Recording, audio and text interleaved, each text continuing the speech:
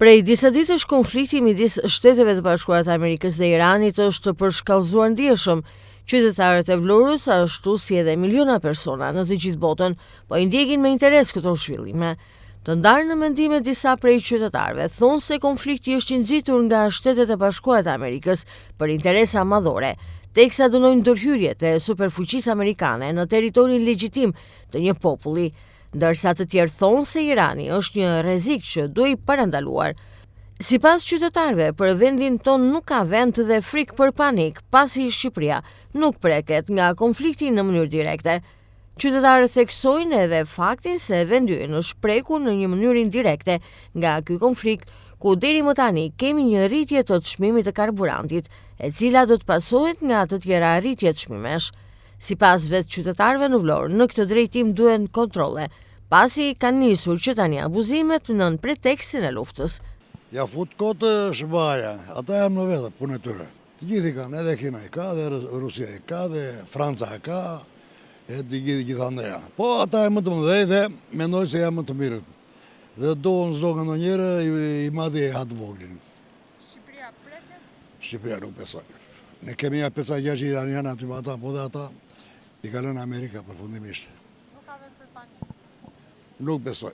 Folin një për dorsin, por nuk besoj. A ma ndikon kjo luftë tek ne? Çmimi i karburanteve është rritur nga këto do kalojnë. Në Shqipëri nuk ka kontroll. Ajo është themi bisashi që kemi ne. Kundër klientit që kemi në Shqipëri. Nuk e di çfarë bëhet. Nuk ku marrë vetë në lufta. Ku e dinë ata? Ku çfarë dimë? Mos e thon zoti se. Mos e thon zoti them. Pse do të prekë Shqipëria? Çka ka bërë? Ne jemi punton. Varet, si e kupton. Ore, karboni le të rritë se orë 100 lekë karboni bëj qameti, vetëm luftën më shtë mungë, s'posoj di. Tu është punë e luftë, është punë e karburantit. Tash do bësh një xhiro, 2 xhiro makinë, do bësh një xhiro. Po mund të sjellë rritje të çmimeve. Jo, si edhe çmimi, lufta këtë ka. A abuzohet ndoshta me këtë fakt? A abuzohet. Abuzim, po ka abuzime çdo ka. Si e shihni të drejtën në këtë botë? Çfarë të drejtë shumë? Çfarë të drejtë shumë? Kush ka drejtë? Kush ka drejtë? Të bën ai Amerika. Kapitalizmi është i poshtër, po ai është një i çmendur që bën këto gjëra, se lufta trapi kush, që vetë nga mbas. Shqipëria. Qa Shqipëria, kush e kanë defter neve për këtë matë këtë gjë. Panik te ne? Qa paniku ka, kush kanë, po ti s'ke një fishekët. Po? Kush më rëtë e Shqipërisë? Do të po ndodhi lufta çfarë ndodh? Një jekës në ka njëri në defter, jemi fundi i kavallit, jemi më keq se Afrika. Po shikosh po betu, Shqipëria që po bërë. Ti ke vajtë në për shatra, ke shkuar në lumë të lërësë, në me të shaplika, esë në trakesa, në dukat.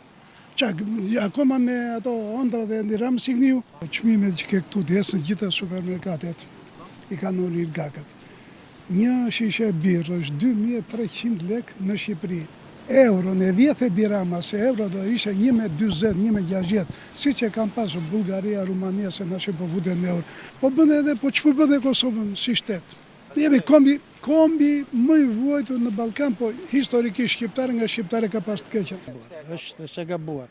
Krijon hapet konflikti më shumë se sa është. Vritja njerëzit, po vranë njerëzit s'është gjë e mirë. Si e sheh, kush ka të drejtë? Tash të drejtën nuk e gjykojmë dot tani sepse kanë ndryshuar raportet. Nuk është më ajo kultura që të jepet drejta atij që e meriton.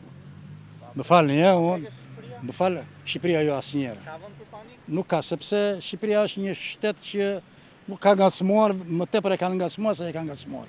Shtetet e Bashkuara të Amerikës kanë nisur edhe mendimin e Izraelit sulmet ndaj shtetit të Iranit, e ndër sulmet që kanë pësuar ditët e fundit janë edhe ato tek rezervat e karburanteve, që e cila kanë ndikuar më së shumti në shumë shtete në rritjen e çmimit të karburanteve, e një ndërtoi edhe Shqipëria. Ndër të tjera, në shumë vende kanë ndikuar po ashtu edhe në rritjen e rrezikut dhe pasikurisë.